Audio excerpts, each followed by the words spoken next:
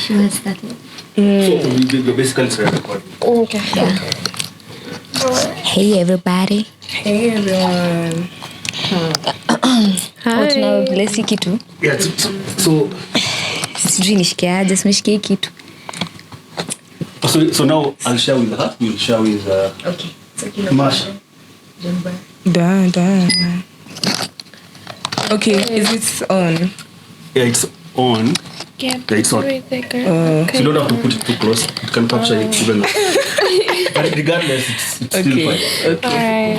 Tuna bless guys. John Baka Macau. Semi.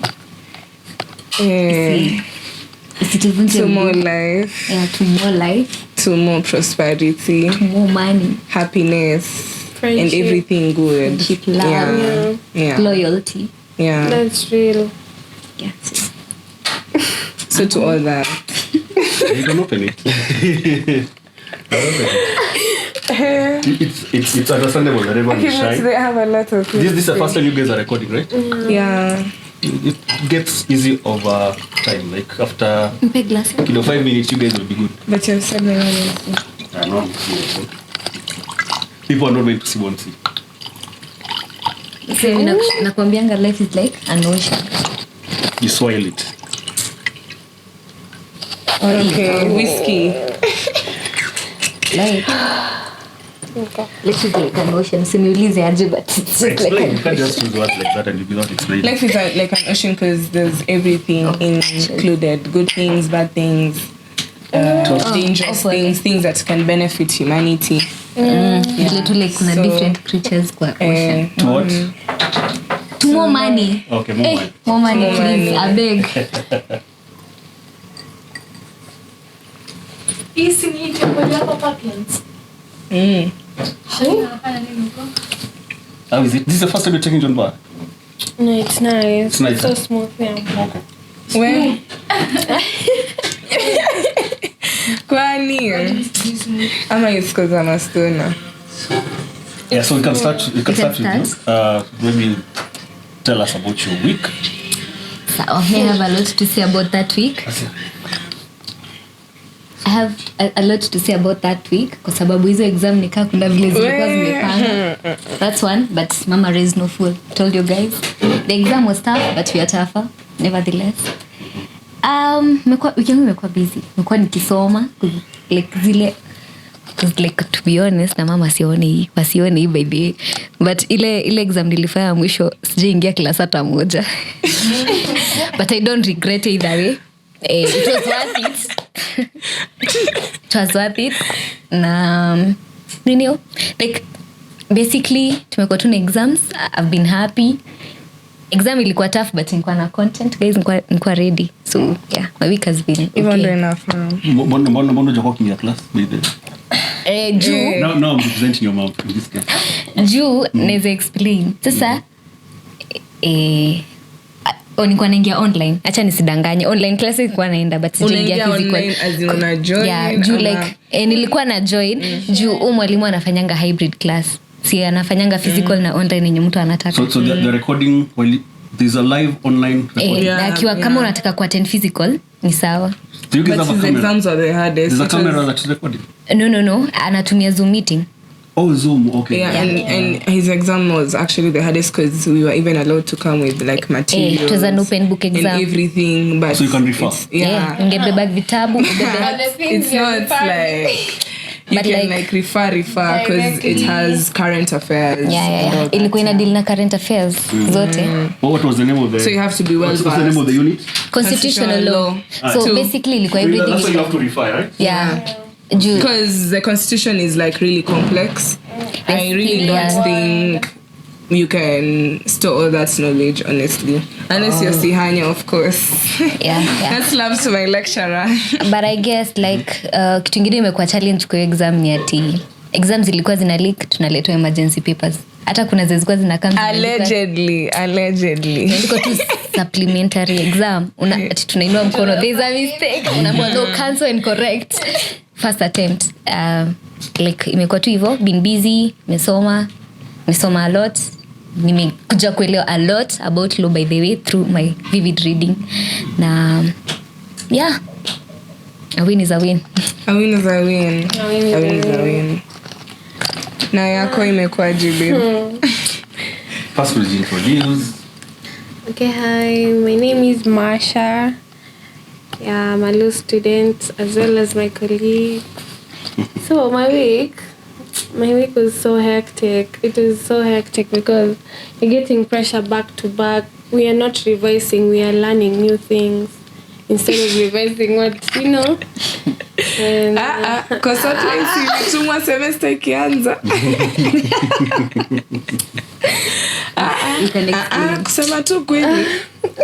Kusema tu kweli. Shida ni ya nani? well, next time tunajituma. But nonetheless, it was really a nice experience. Like I got to work out and like push myself to like doing things that I used to procrastinate. Now since we have learned it the hard way, now we just have to stand up and make a better, because we know what we have to do, so we should just go ahead and do what we have to do, the right thing, to end up like in this situation again. Lakini mtu usema hivyo every time. No, but you're serious about it. Yeah. Yes, You need the second year sim chezo. Unajua hivyo. Very serious about it. But nonetheless, it was nice. Yeah. Na tumemaliza first year. Yeah. This week. Oh, this is the last exam for. Yeah. Officially a second year. So now what happens next? You go for a long holiday. Yeah, tuko na long holiday up to 3 like months. September. So that's the longest Yeah. holiday you guys want. No, we're actually supposed to have holiday earlier. Oh, by It's the way. 1.1 and 0.2 was squeezed in this year because of the strikes. Kulikuwa na Last strike. year. Which is 1 point something. Oh, 1.1 is the first. First and year. First year, first semester. Yeah. Okay. Yeah. 1.1. Yeah. Hi, my name is Sandy, and honestly, this week has been like a lot draining because I had a lot of unfinished assignments. Na bado nafaa kusoma For example. for exam, but like I wasn't that pressured because I'd been like nilikuwa fatigued mentally already, but but alhamdulillah, this week is over. This week is over, yes, and that's what matters, because me, I always focus on the happiness of the moment and not the like siangaliang kitu ilinifanyikia in the past. I see the moment. So right now I'm happy, and all the things that were stressing me are gone, so I feel nice. Yeah. But anyway, Very was the topic. Let's jump into it. My introduction is a nini. But kwanza tunamejam sasa kwanza mimi nimeshangaa sana hii Nairobi the past 2 weeks. But it's okay. what about Like Nairobi the past 2 weeks? As in, I actually don't understand how people operate. terms of Context. yeah. Context is like how you can use like swear words. What? With what? Like I can say the N word, no. You can See, cause express yourself the way you want. okay. Feel free. So I don't know. I actually feel that Nairobi niggas are just cut from the same material. Or like, I just feel like they're cut from the same material because they always have the same patterns. And the same way of doing things. Same way of doing things, yeah. And most of the time, even the characteristics that you see in Nairobi niggas are the characteristics that you see from maybe other father figures like dads, cousins, sindio. So like I was just thinking, people are not believing in communication anymore. You guys are getting me. No, just say it as it is. Okay. Lay it out as it Like, is. imagine So- you're free to talk. Like, Yeah. sema Yeah. kitu Say it as it hapenia. is. Sasa sina. Sema kitu hapenia. So mi nawaambia like imagine kwanza nimekuwa tu na stress kwa sababu ya kijana ya mtu, and like I don't understand because things I feel like for a relationship, honey babes, like what is key for a relationship to work, like in your own opinion? Communication. But nimekuja kurealize kitu moja, communication and comprehension are two different things. Like I can try to communicate, but if you don't understand me, inakwanga tu chaos at the end. Yeah, if you're blocking your mind to understand me, if you're not unasema we communicate but you're inclined to one line of thinking, That's where the problem becomes. Yeah, because most of the time Cecil, most of the time most of the time a nigga will tell you not to be telling him what to do or things to do, but if he says this is what you're supposed to do or this is what you're supposed to do, we have to like follow what he's saying. You know, being a dictator. Yeah, because if you don't or if you complain that this is not what I wanted, they'll now like try to guilt trip you Exactly. to feeling that, you know, this is the right thing to do, and then you lose your thoughts process in the between, like in between, you get. Can I ask something? Yeah. Can you give me an example of a situation? Tuambie tu kitu imekuhapenia. Imagine you have a battle. Because I'm getting I lost have a at battle. Yeah, akona at at some mingi. point. Yeah. Yeah, you just say what happened. Okay. You don't have to mention specifics. Yeah, I'm not But you can paint a mentioning. picture of. Yeah. You can say. He's like a legit First, delete all Kalenjin men. But okay, I'm not being tribal, by the way. It's just like my own preference anyway. I'm telling you guys. So this is one thing. So this nigga, sasa in my case, we're talking, and then we like get to know and vibe with each other, and I'm starting to feel him. Yeah, so hey, I'm a fancy type. Kama kifuniko ya Nothing's tight until I mention that I want commitment. Like, see, tumekuwa vizuri, we've been doing this and this. Why won't we have a name to ourselves? Because why are we doing things that only lovers do, and we are calling each other friends? Hata hili tu mkwe friends with benefit. Stakangi hiyo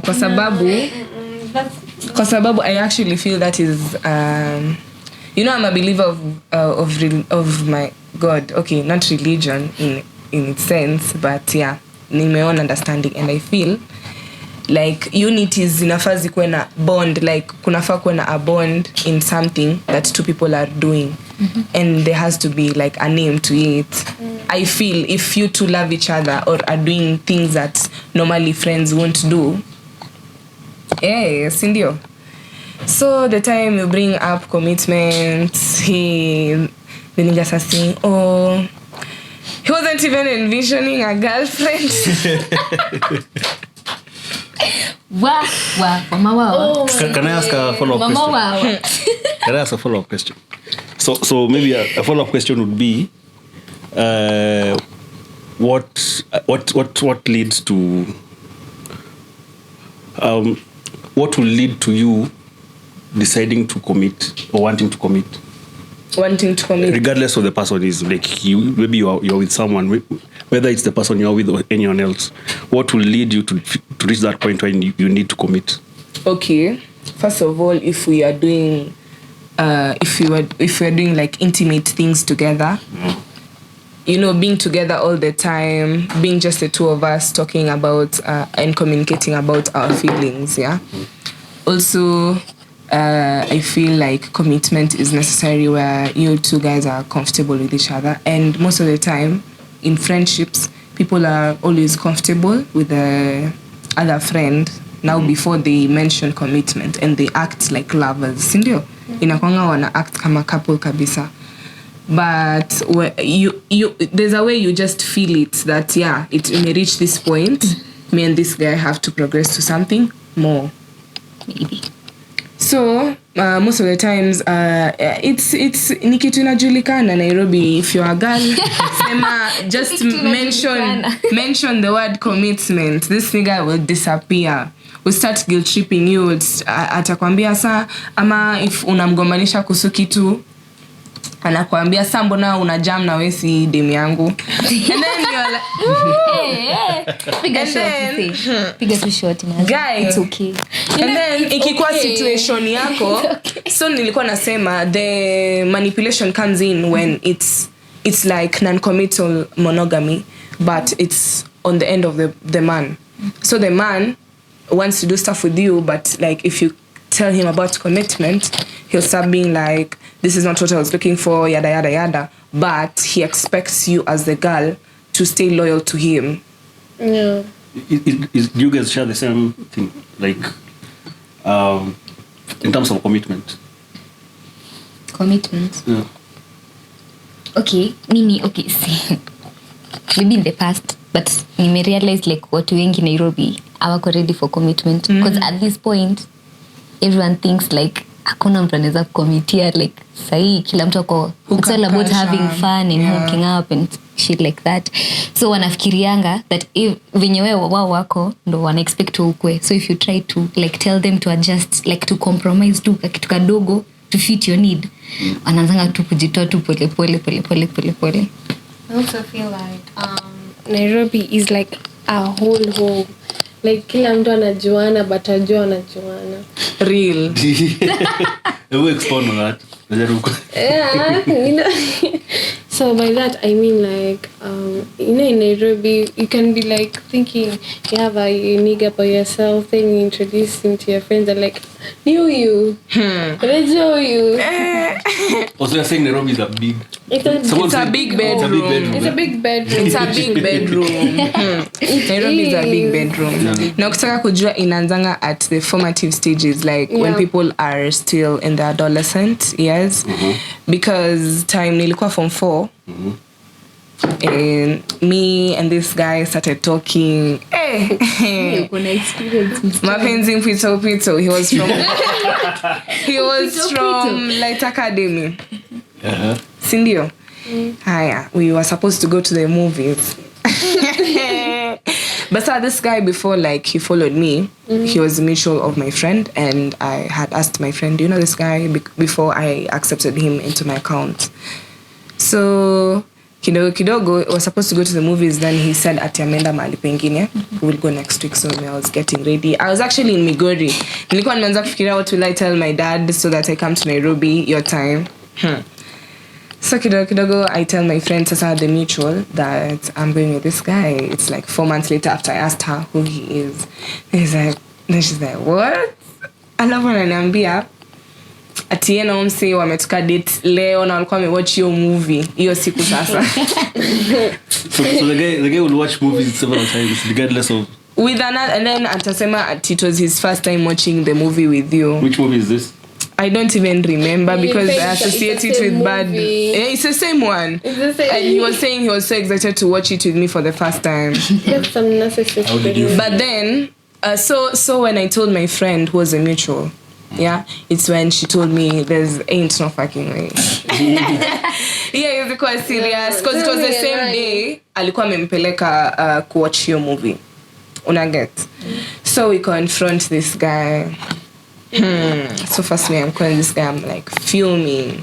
And then this guy it's like he's turning the situation to be my fault. Exactly, manipulation. And Sema, no, but I what he's saying, I like you, but I also liked her, but like we started talking before with her, and then I liked you in the middle. It's not that serious. In the middle. And then he was saying, no, why are you angry?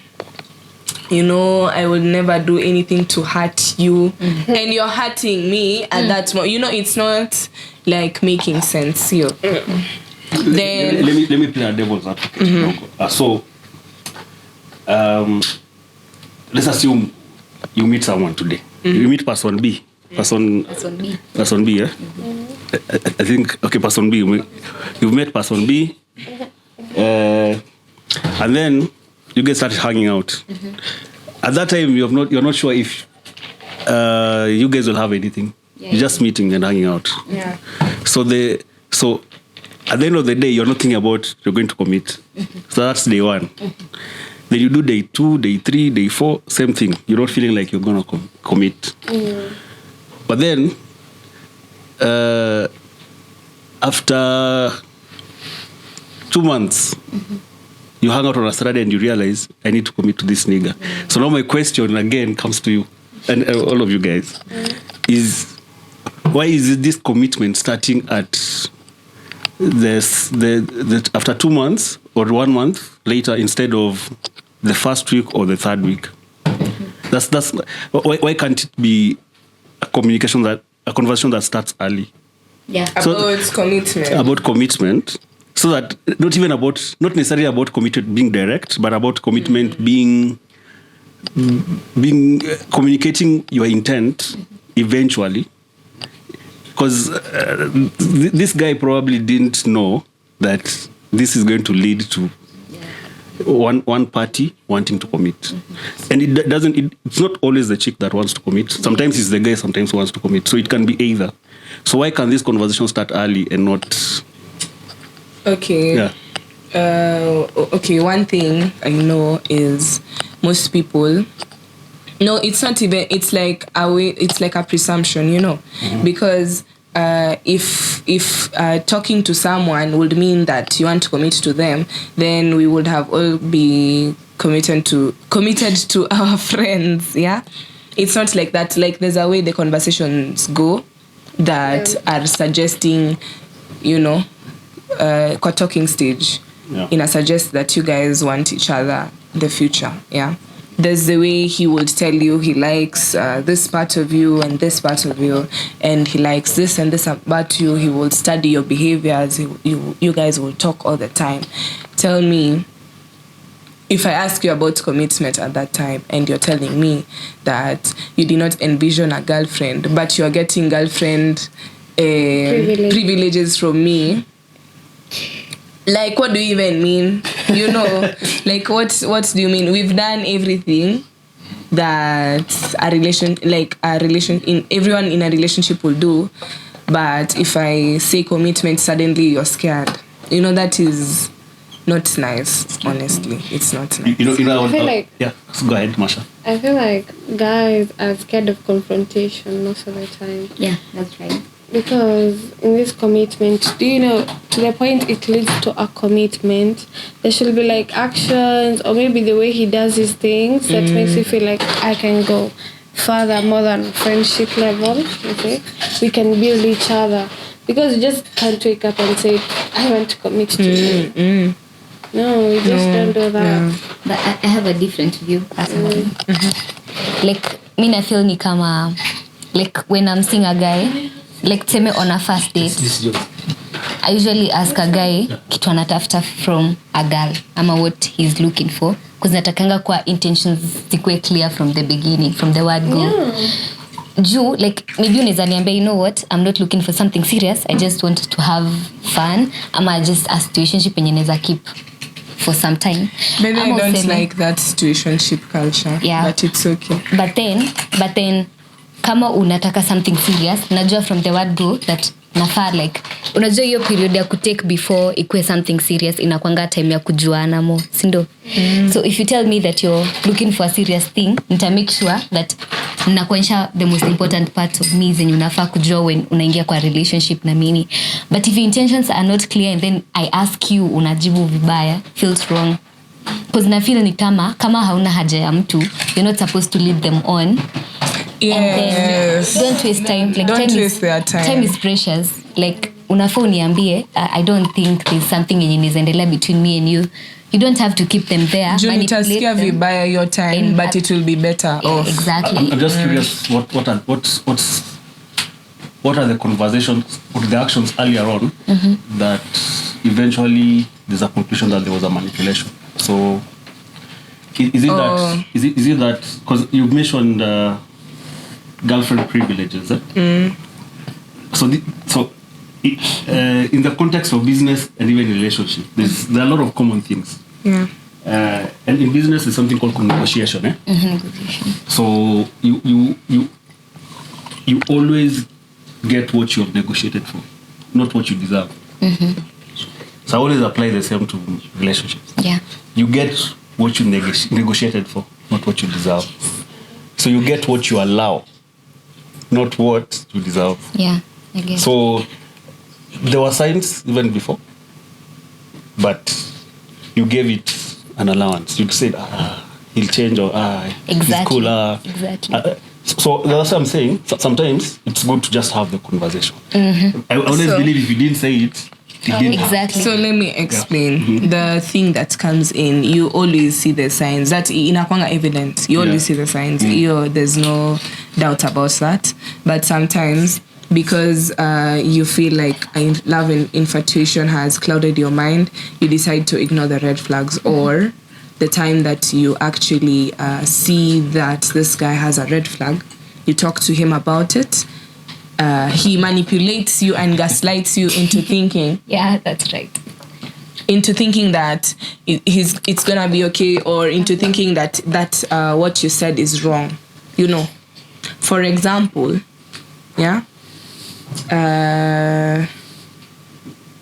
for example, you get with someone and then you see them like cheating on you with another person.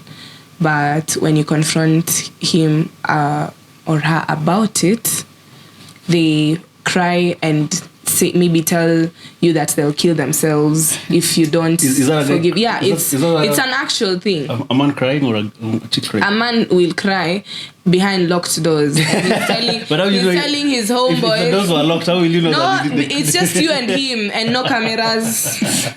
But when he's with his homeboys, you won't know. But he will cry and tell you that he'll kill themselves or himself, or tell you about his suffering or whatever.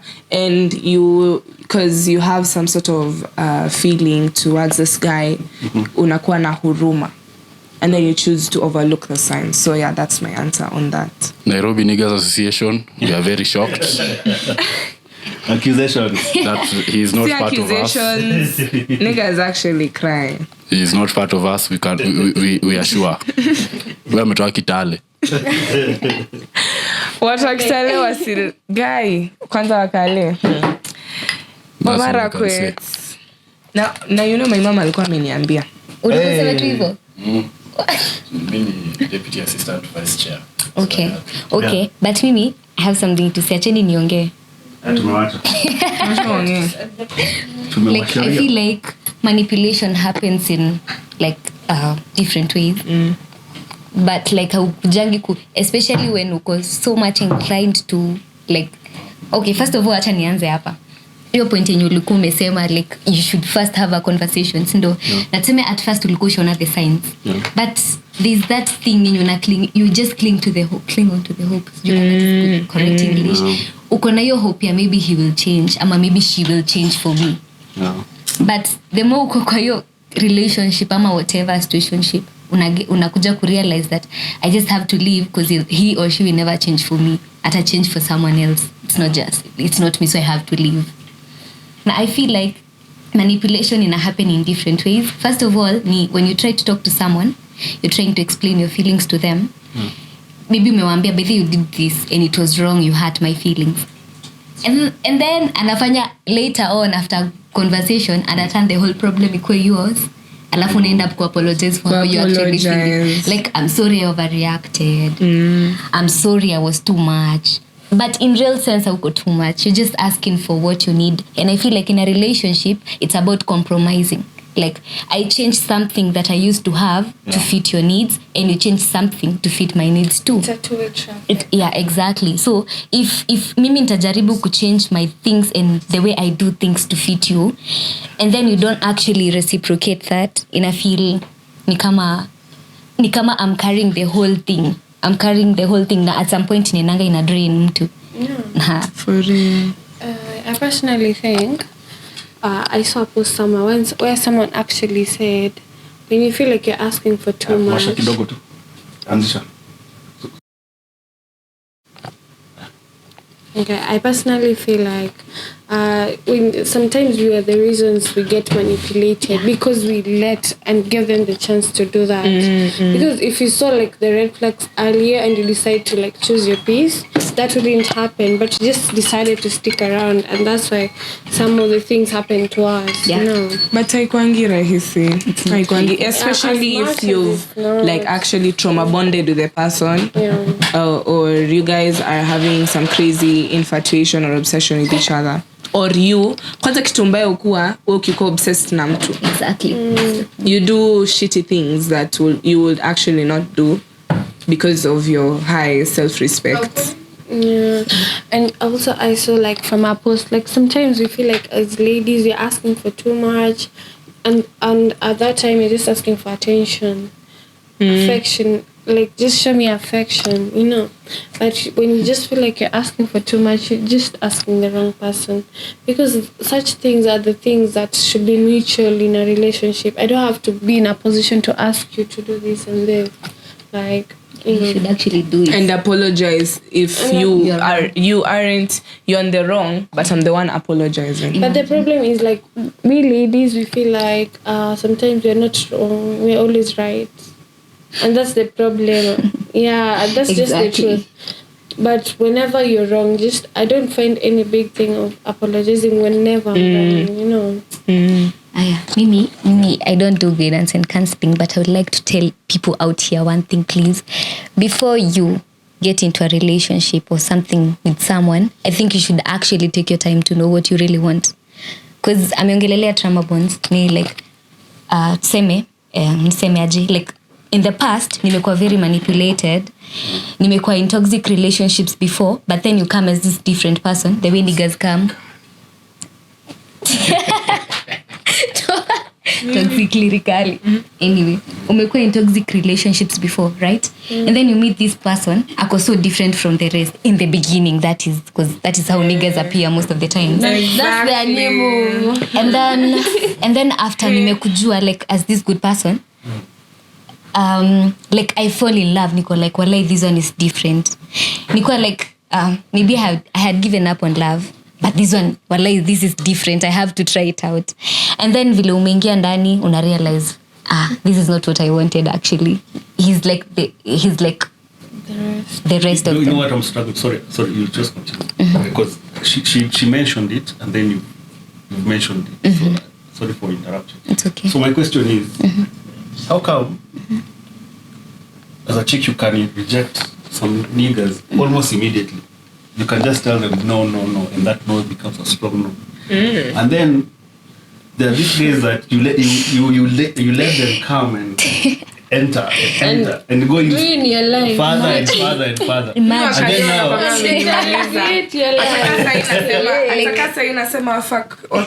I just think that's what happens with me with Kalenjin, man. Like I feel like that one is relatable to every girl. Like every girl ama every boy seme at some extent kuna wenye anasemanga walai tuache huyu animalize. Acha tu nisambaratishe. What is the difference? It's your type. I would love to know the dynamic. Why you let other people... First is that your type.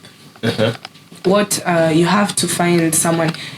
Necessarily, your type doesn't mean handsome. But there's a way you can find someone and see them in a way that no one sees them.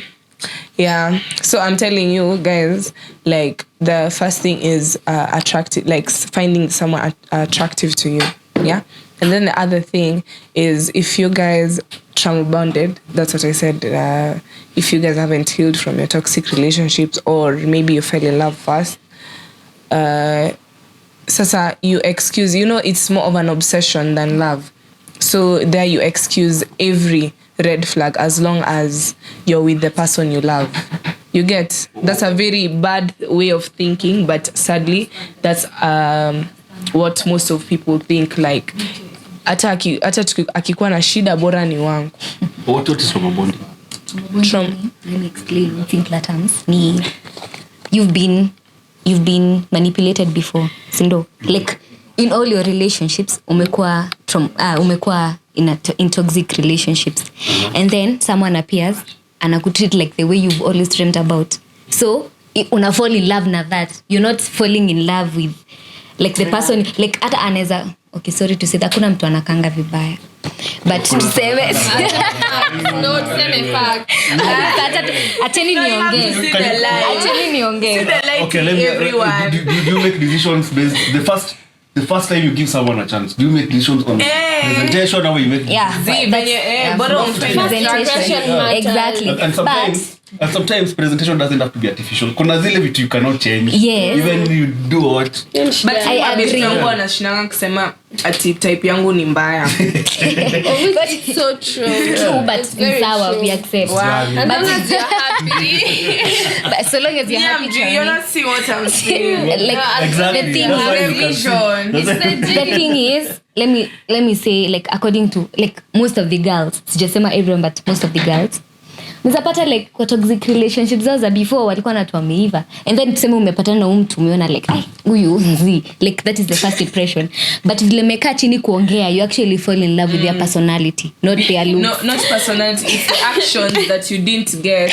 Exactly. You don't love the person. You don't love you the love person. the actions that you didn't get from your and that previous, is the trauma previous bonding. relationships, That is trauma bonding. You fall in love with what they are giving. So you fall in love with that what you never got before. you're feeling a certain emptiness. Yeah, exactly. That's and the you know point. that's why Nairobi niggas also like looking for girls that wanasemanga on have Twitter. daddy It's very issues. daddy issues. But I just want an alcoholic. You know, it's funny how you're saying you're blaming Nairobi niggas. Nairobi but at niggas the same every time you're saying Italy. So I'm wondering. No, I'm saying is it Italian niggas there's or even a Nairobi? friend who's texted me on my DMs. He's told me, can you put me on Asheri, who's an alcoholic and has daddy issues, you know? Because they're going to give some male affection and actually gets the girl obsessed. And after you're obsessed, you can't you'll excuse every red flag because he'll manipulate you into thinking you guys are okay or this will not affect your relationship. Like deep down anajua regardless of what I do, like nitakuja tu nitapologize na accept back. Msiseme hivyo. That's the thing. Mnaweza karibu mnaniongelea kwani. I want to tell niggas out here, sometimes unafaa kuwa ukwe very cautious kwa sababu as girls sometimes tuna pretend we don't see the signs. We pretend like we don't see that you're lying to us and you actually know the truth. Well, what do you pretend? Just because I want you to think that I'm a fool. Why? Nataka udhani so now wewe you also mjinga. manipulating But the mimi person. wanafanya hivyo, mimi nilikuwa napiga mtu. Because nisha kusoma nimeona we intention yako at the end you want to hurt me. I'll hurt you before you hurt me. Anyway, pigeni wanaume. Boy yako akaendi in line mchape. Once in a while. Just show some dominance. Kamera gani inaniona? Swali yangu ni moja. Hizi vitu zote mnasema mko wapi, like ni talking stage? Ilikuwa in general. Talking stage bado ni manipulation. Sindio, sasa like Boyfriend bado inaweza kuwa manipulation in a lot of ways. Kwanza boyfriend in a lot of manner. ni kama mnasema ati girlfriend privileges. Bado mtu wako hata bado kama mna date, you can date as many as you want. Bado mko kwa relationship. Sindio, that's okay, but like unajua if you tumeongea 5 months 6 months Si bado mna date, si mnaweza date 3 years. sasa mbona nikisema commitment unakata, alafu basi nikisema sawa basi acha nikuwe na self respect nitoke unanirudisha ndani. Acha nikuulize swali. Hapana. Acha nikuulize swali rahisi. Wewe ungeproposea boyfriend wako? Mimi sijai kuwa na shida on hitting on a nigga like, if I find someone attractive for marriage no. Yes. So unafaa kujua huyo jamaa ndo atakwambia acha tu commit. But that's not about the guy committing. What do you like? It's a two-way thing, but marriage 9 years. Sasa kan ya two-way thing, mbona unajam basi akisema zizi. Unajua girlfriend privileges I'm talking about here. are a lot, and I don't see any vitu zenye normally friends won't do. Inadepend na friends wako. But Masha, I think you have a lot to say. You've been holding it for like 30 minutes. Well, okay. No, I have a question. How long should our talking stage last? It depends on the connection. Because me, I had the talking stage that I had with my favorite person. So you can have a talking stage before. for 1 year. Hey, no. Yeah. 1 year. Hey. 1 year, that's a lot. For millennials like us, what is talking stage? What is talking Talking stage? stage is like the period you're knowing to someone. It's happening? like a graph on how you're getting to know someone until. So what is happening in talking want to stage? You get to know each other just better. know each other. You communicate a lot to try to know each other better and deeper. Yeah, before you guys maybe ask each other to like get into a relationship. So my talking stage with my favorite person, the favorite person that I actually dated, was 2 weeks. Yeah, But that's we the lasted a year and 2 months. Yeah, but it was okay. Then what happened? But zingine zinaweza kuwa 3 months. Nah, I'm windy married, so it depends honestly. Yeah, Ati what happened to? The talking stage. What can No, see, we started dating for a month, then we broke up, then we got back together, and then he broke up with me. Like, is there a difference between dating and a relationship? Yeah, dating and a relationship, it's different. You know, you can date several people, and then to determine which one you'll get into a relationship with. You can hang out with people like three guys, and you can go on dates, but it's up to you to decide, or up to the if it's a guy, it's up to the guy to decide or the girl to decide if he or she wants to commit to one person. Yeah. But that going on dates and getting to know each other is not to be mistaken with flirting, because if you're flirting, maybe that's a different Finally, agenda. I think you've gotten all these things right. Like what I won't like you've gotten all these things right. Why are you struggling? Like you Exactly, that's the you point. know the difference between dating and relationship. You know the difference between flirting and what you're about to say before you interrupt. Like you got it all See, well. mi niko na kitu ya kusema, acha niongee. Like what I'm trying to say is sometimes as girls tunakuanga na hii notion ya I like toxic men, like that's my type. No. Nishakubali. And that's actually a mentality. Okay. You get to choose what you want. So let me ask you that. Let me follow your train of thought. What about toxic men? What about toxic men? If you were to Define. peel it like an onion, what is it about toxic? The way you say toxic. Let me What about them? Maybe in terms of behavior, in terms of how they treat you. What is it about them that you think? It's behavior and the way they treat you. What Behavior is most of the times they avoid communication because they don't want to go deep. Like they hate showing their weak side. affection. They hate showing affection because I feel like most of them feel I don't like nikimuonyesha like that affection atadhani niko weak and I'm actually not weak. You're desperate. Like atadhani unadhani And ni stop playboy desperate. cutting. Exactly. So first of all, they hate showing affection. They hate apologizing for their own mistakes. They what? They mistreat you right now, and then after a few minutes they treat you like a queen. So you unaachwa hapo na mixed signals. You don't know. Like, am I supposed to trust you mwenye uko so harsh? Ama nafaa kustick na huyu mwenye ananipenda? Like I don't understand you. Like that is how toxic men are. But there's nothing toxic about that. No, everything. If you believe that is very there's a problem toxic. in society. So just break what is toxic about that behavior. That's what I'm trying to do. So what is toxic about that behavior is you are pushing me to the edge. Yeah. You're ignoring me. You're not replying to my text or whatever. Yeah. And then the time that I'm actually At the edge. pushed away or at the edge, you like text me, start hey, acting babe, right. you tell me, come, you're buying me gifts, you're buying me stuff, you're saying you're sorry, you're apologetic very much. And then now I'm like, okay, so should I forgive him, should I not? And because you're obsessed with him or in love, you forgive again, he does that again, Like it's a cycle. Another thing, I really like what you're toxic saying. guys may be like so nonchalant. They won't express their feelings or whatever. But when they see that you're actually going, they'll now start saying, hey babe, they'll tell you I love you, they'll call you for hours. Like it's a sad state of affairs. Anyway, yeah. That is how manipulation works. Yeah, You that treat is how me like a queen manipulation works. at this point. Oh no, at certain times, and then the next time unani treat me kama I even don't mean anything to you. It's not about being busy. Like No. it's not all about time. About time. Time. I feel like time. About time, Masha. About time. You've been silent. About time. About time. I feel like time is given to the person you want to give that time. You have all the time, but you like schedule yourself according to what your priorities are.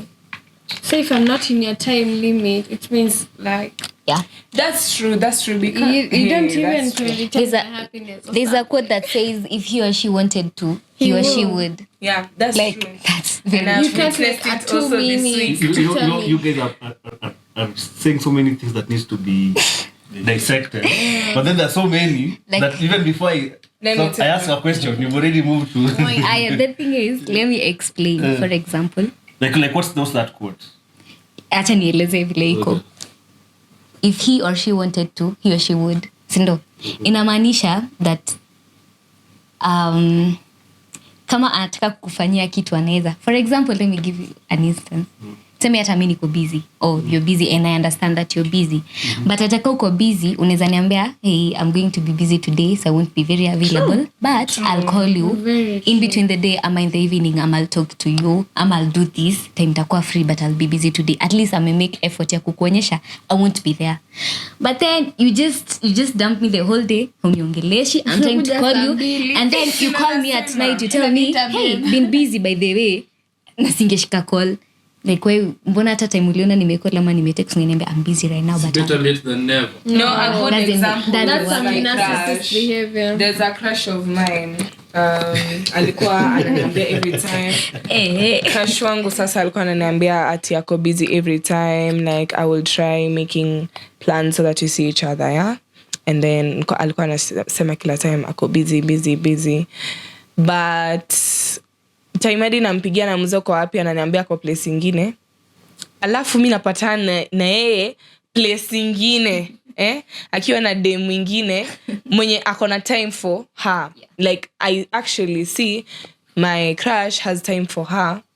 But it's just a crush. No, it's that's okay. I'm saying venye ameniambia ati he's busy. Na venye ameambia wodi mwingine wana spend time together pamoja. Like that's the definition of if he wanted to he would, because akona sema ako busy with school work nini. Sasa mimi sielewi kwa nini msichana mwingine affect school work. But it's okay. Do school work. But it's okay. Hakuna kujam. Ukijam umebant. There's a question that still lingers in my head, which is, so how about you mirror the action of this person? You? Mirror them. like Men, If they pull away, you pull away. If that's the point. Yeah. No, that is what happens with toxic men. You pull away, like seme walikuwa nataka uende to the edge, like ukwe at the edge of the relationship, ndo when things up, and then time watu wanauliza like what happened between you guys. She ended things. She did it. Like, but in real sense, so pulling away does not mean you end. It's Like- it's you mirror. Like if it takes them 1 hour to answer you, to respond back to a missed call, also take that one. yeah, no, Even that's though the relationship point. is like- That's the point. When it comes to those men ama those girls, those toxic people, the moment you pull away, anaitumia ka excuse, you actually pulled away from me. Like So what's the toxicity by them? I'm trying to get where the toxicity. The toxicity is At what point do you conclude a that this guy, person is a toxic? manipulative or toxic guy will tell you if we are breaking up, it is you who will be breaking up with me, not me breaking not up. him.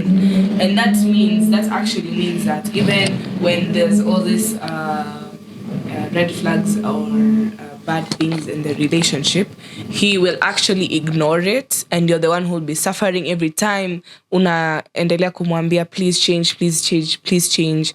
But then when ndo ukichoka ndo utatoka kwa relationship, ndo washinda kiambia watu ati yeye ndo aliniacha, sijui nini, I tried my best ati I stayed in the relationship because of her nini. But we were in the relationship, yes, but were we loving each other? Were we having all these good things that we would want, that we thought we had, or people thought we had? We don't have those things. So I'm just telling you, sometimes niggas will stay in a relationship for as long as they can, because they don't want to actually end the relationship themselves, but you as a girl will be suffering inside the relationship that time. I honestly feel like he was trying to say like reciprocation of energy in a relationship to avoid a lot of nonsense from going on. Because I can't be a fast texter and they'll be like, after 2 hours, then you tell me, oh, sorry, I'm not a phone person. I'm not a text person. You would have called. I didn't know that. You didn't communicate it to me earlier. I wasn't in a position to know that. So by then, I wouldn't know how I should respond to your energy, if I should reciprocate or just, But I feel like communication should be like top. Na hiyo kitu yenye unaambia mtu kitu after ashakuuliza, like that's not good. I personally think that. Yeah, if there is a problem. As in, mi nakuuliza kitu ndo niambie, see, if we liked each other, tell me before. Niambie this and this is what is happening.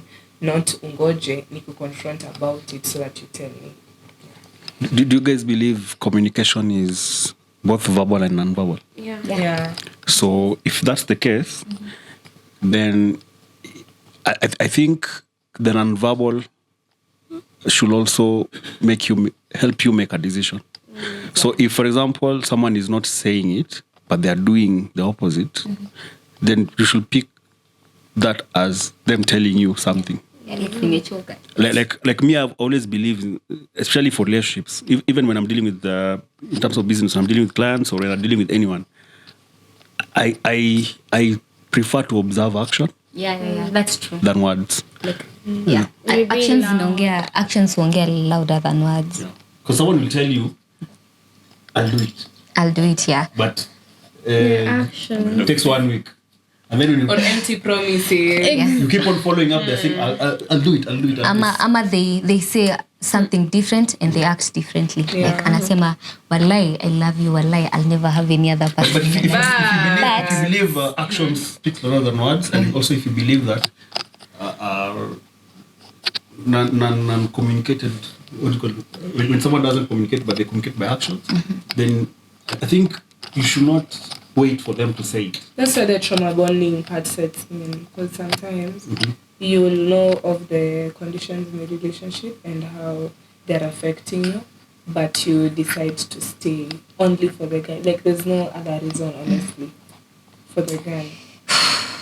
Just to be with the person that you think is the person you can't be without, your significant other.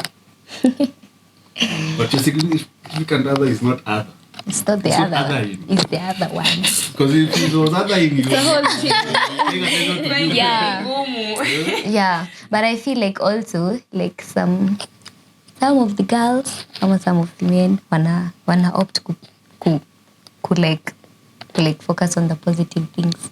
Now wanna ignore the negative. And the more they ignore them, the more they get hurt. Yeah. I sort of tend to believe that women are more smarter than men in terms of relationships. That's true. It's true. And I'm actually surprised that women feel manipulated in relationship than men. No, we actually do feel manipulated. Because I feel like most men have no clue what's going on in the relationship. They just go with no clue because you have no effort. You're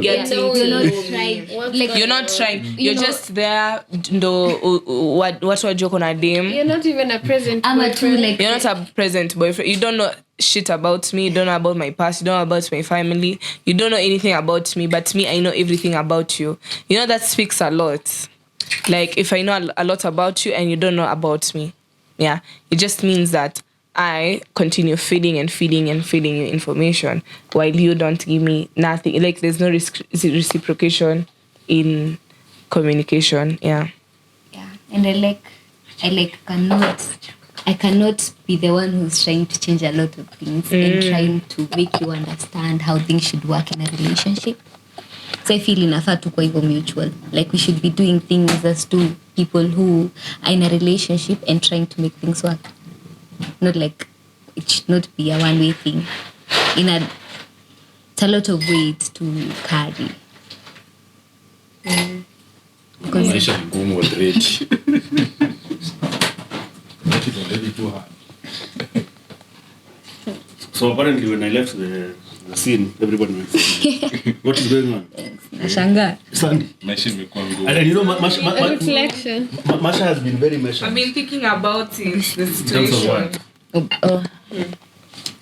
Masha. Anyway, girls, I imagine safeguard your heart and always protect your heart because Prioritize it. people who don't like you will actually embarrass you and you'll feel so bad about it. Do you think, So do you think it's the good boys are manipulated also? Yeah, Good the boys good are boys are also manipulated. manipulated. They are manipulated. They are manipulated. So I think there's a contradiction. So I feel like chicks want the bad boy to become the good boy. Exactly, Yes, that's the thing. point. Because they're Change trauma the bonding. Yeah. person. But then you already have a pool of good boys Exactly. lining up for That's you. the point. Girls wengi wanadhaningi wako na this obsession for toxic men. So if they get like a good guy mwenye ana like they wana kutreat vile unataka vile tu umekuwa nayo in your head, like unaona to this one is too good to be true. Unaacha tu. Unaona ni kani unbelievable. That means you have a lot of trauma because if a good guy comes your way, you're like- not used to that. Like So what this one? so unaona Why tu you huyu doing anabo this? Why- like mbona tugombani Like why you so mbona available for me? Hadi And I'm nakuletea flowers unashtuka. unasema we sasa hivi ni nini Uko like ama kuimbie wimbo na gitaa. Washanga sasa like umezoea tu people who have no communication skills, people who have no manners, people who don't care about you. That's what hiyo ndio kitu umezoea. So ukiletewa bill mpya But hiyo ndo madem pia upenda. Wewe unapenda wewe mwenye na reply after 10 but minutes. mimi nimekuwa na hiyo notion in my head for so long, but I feel like nacheka. So I think the word that you guys are looking for is not toxic men and it's not bad boys. no, it's not toxic man. It's not it's not this it's not on the basis of any gender, but we are like taking the majority, which is men. That's how you have to protect your heart. So the word that you guys are looking for is someone who is a challenge. Because if someone who is predictable, like a good boy, they're boring. They're not interesting. But if someone who is a challenge, who puts you on your toes, someone that you know, Keeps you gazing. you don't already have them, then now you start wondering about them more. Exactly. And that builds curiosity. So they're not toxic. Yeah. They're just a challenge to you. Exactly. Because now you cannot have them. So if you can't have them, you want them. I think that's the logic here, at least for me. Because the good boys, because if you wanted something specific, if you go to the supermarket and you want bread, you don't go and see, this is bread. I already know how it tastes. No, let me go and take a cake. It's you knowing what you want, but autosheki. So now you want something that brings curiosity in your life, something that brings a challenge, something that brings. I know women call it danger, but me I call it Excitement. yeah, thrill. Because it plays in the edges of your emotions. You feel like I'm going to get hurt, but maybe not. Maybe not. You know. Kuna speculation. Yeah. And that keeps you. It's like someone who is addicted to pain. So Exactly. That's the point. Yeah. Addicted to pain. Yeah. Addicted to pain. Makes a lot of sense, by the way. Yeah. But Nice. people Addicted to pain. That is the naugua correct word, actually. Addicted to pain. moyo. So are you addicted to pain, Sandra? I just okay. First of all, I think yes. Mindo niko mostly focused on going for the thrill of it, or even when I'm seeing toxic signs or red flags in a person, and that's what I'm trying to work on. Toxicity is. No, that's the CEOs of tumesema, and that's what like I'm trying to work on at the moment. So imekuwa ngumu, but I'm really trying to work on that. Like I heal myself from all this that I've put myself through in my very kidogo years that I've spent on this earth. I don't deserve to be in marital problems. They're very small. So very so yeah, I'm trying to work on that so that but then you attract what you are most of the time. So if you are unhealed, like if I was unhealed, I would attract an unhealed person. You always attract your energy. So yeah, I also want to work on myself so that I become a better person for my better person. Yeah, I also believe like if you're not healed, I hope you talk for 10 minutes now. I also believe like when you're not healed, you just give yourself time, because you don't have to give the other person who's healed and ready to start a relationship a burden of trying to heal you, and he doesn't even know how to do it, or he wasn't the one who broke the missing parts. As much as they try, it just doesn't work out, because I have a lot of issues I need to deal with, but my partner on the other hand is like, okay, I'm ready to like start a relationship with you, I'm ready to like make things more serious, but you're still there like, what if you see, what if he's not like this? But now you're also doubting your choices, you're also doubting yourself and your potential, and you start from zero, and you just go back, because as much as you're trying to like heal, you get attached. And when my partner feels like, no, it's time to leave because I'm not ready to start over and over, it's not working, we've tried, then when he moves, you're still not healing. Now you'll have another healing to do. Yeah, that's right. That's right. Healing and healing. I have a question for you, Masha. Okay. What do you respond to? Action. What kind of action? You don't have to tell me this is wrong so that for me to know it is wrong. You don't have to tell me. When you first, action is not about gift giving. It's about how you respond to me, how you talk to me in the morning, how you talk to me when things are wrong, how you talk to me if you are happy or if we have something to deal with.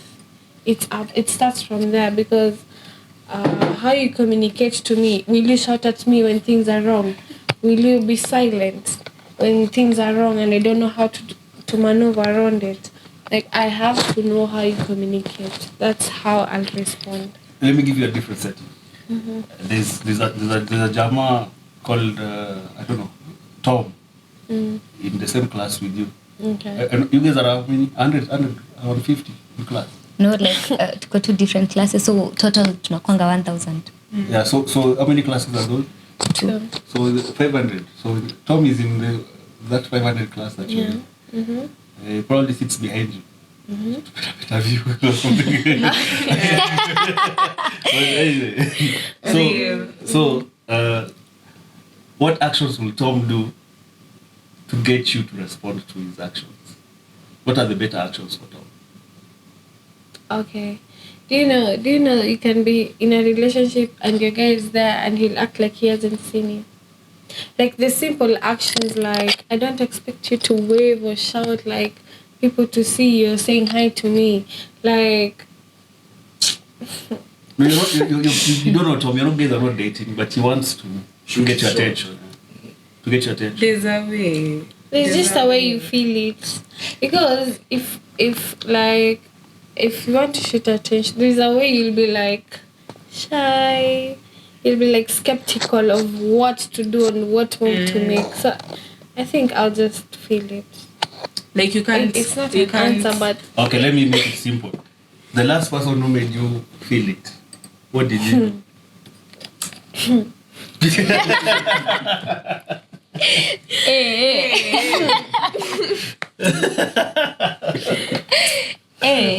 You're going through a lot. Wasikukumbushe. Don't start. I mean, it's not for the podcast. Imagine it's like I'm just trying to help someone. If one guy came to someone and then you're telling me, hi, what's my name and everything, and then you really want to kiss me, like obviously I'll be put off because it's like something that you're always doing. You're just doing it for love. You're just doing it for lust. Or if you've come to talk to me and you're sexualizing my body, you're telling me how you envision us together. That's cringe. Or you're love bombing me. There's a way, you can that, like before I've seen people, they take your number, they start texting you after like 4 days after they took your number. They talk to you, they actually want to know you. They tell you things about themselves. They carry themselves in a gentleman type of way. It's I think that they'll get better reception at getting. I take your number. I approach you, I take your number, and then I wait for 4 days. No, I can. No. I'm just saying, like for like an example, because there's a guy who will take my number. No, there's a. Tell them. I know A, I know B, I know C. No, but for example, if someone texts me and says, "Hey, I'm Nathan, and I took your number the other day. How are you doing?" Yeah, another person texts me, "Hey, Sandy, I saw you have a really sexy body." Like, who do you think I'll give Nathan time to? Based on the first interaction. The one who takes it after 40. No. These are two types of messages. One has already talks about my body. Yeah. And then the other one talking about how you doing. How I'm doing. He's texted, hey, introduced himself because si lazima si ati umepea namba mtu moja, si tumeongelea dating. And then akajiintroduce na akasema how are you. And eventually, that's what I'm saying. Eventually, the first signs unaweza ona hapa based on the first interaction, unaweza anza kufilter out. So the more you progress, the more you filter out. Because if Nathan, for example, in this situation, we grew in love and we had a relationship after, and after some time he says, I have a sexy body, I won't take it as a bad thing. Because I won't take it as a will I? I won't take it as a bad thing. After because exactly. Because now it's what we're supposed we can talk about. At least we are now comfortable enough to talk to each other about these things.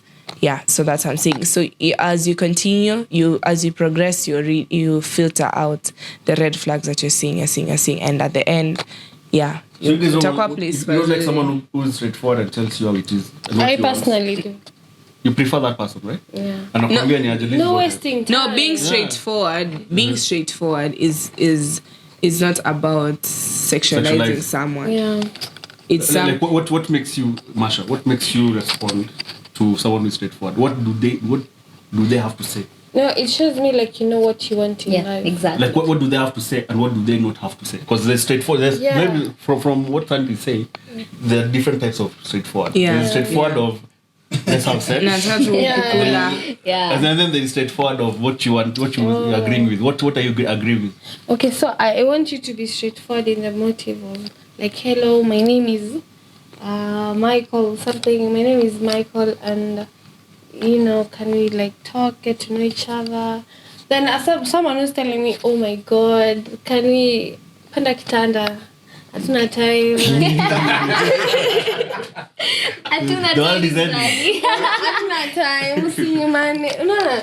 Those are two type of people and two different responses. Because the first one will be like, no, this is not a real thing. He just wants me for the last or something that I've done that, But the other one is interested. He's patient. As much as he'll be like, can I get to know you better? Most of the people even don't even come to ask you, can I have your number? You can be talking, but you don't have their number. You get what I'm saying? So we have 5 minutes, guys. I'm going to ask you guys a question. Do you guys believe in this? That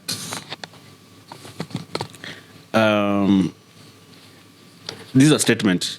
If you agree with it, tell me or not, and why you agree or you didn't agree.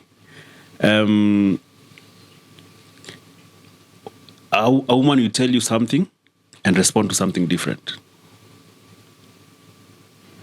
A woman will tell you that I like a guy that will give me flowers, buy me gifts, but then they'll respond to someone who does the opposite. Do you guys believe in that statement? Yeah, I do.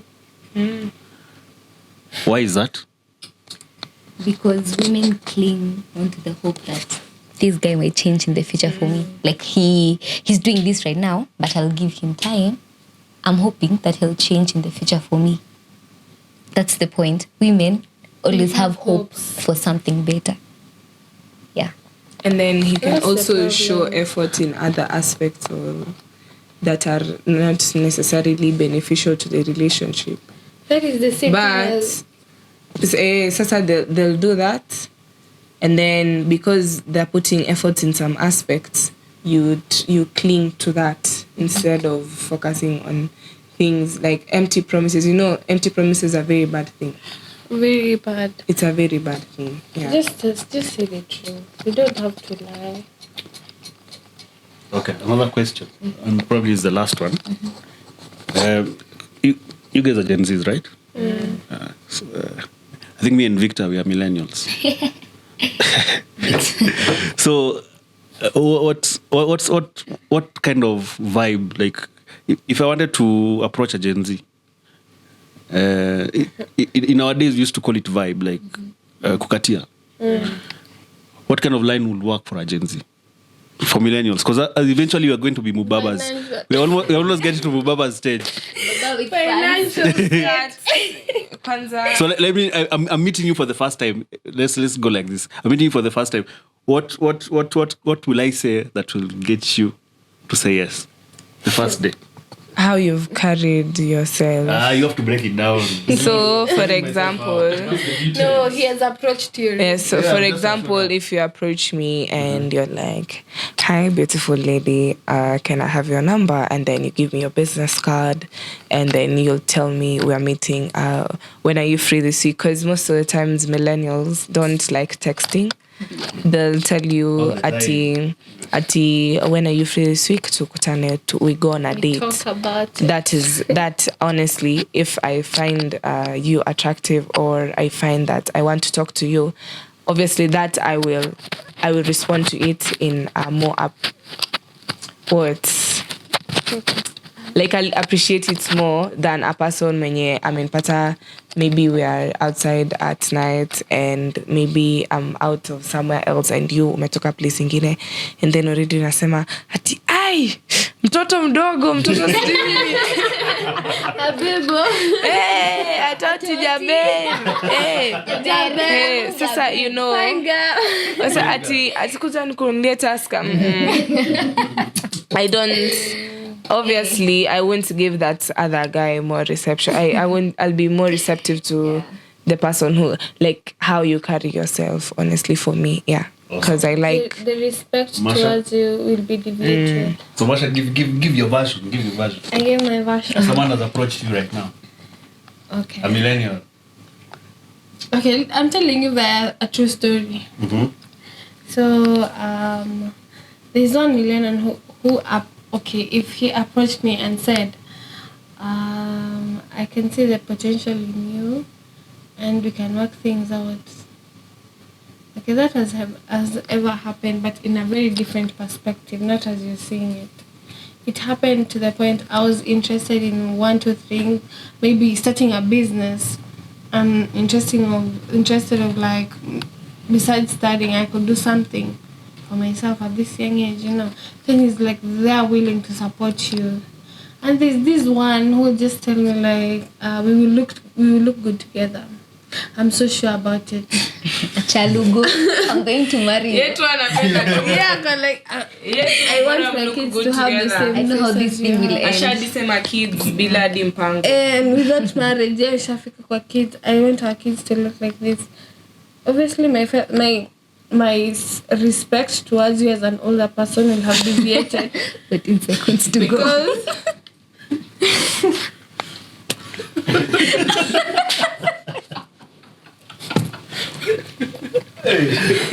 Wewe tunacheka. Na podcast tumeisha. Tuongeze time. Ai.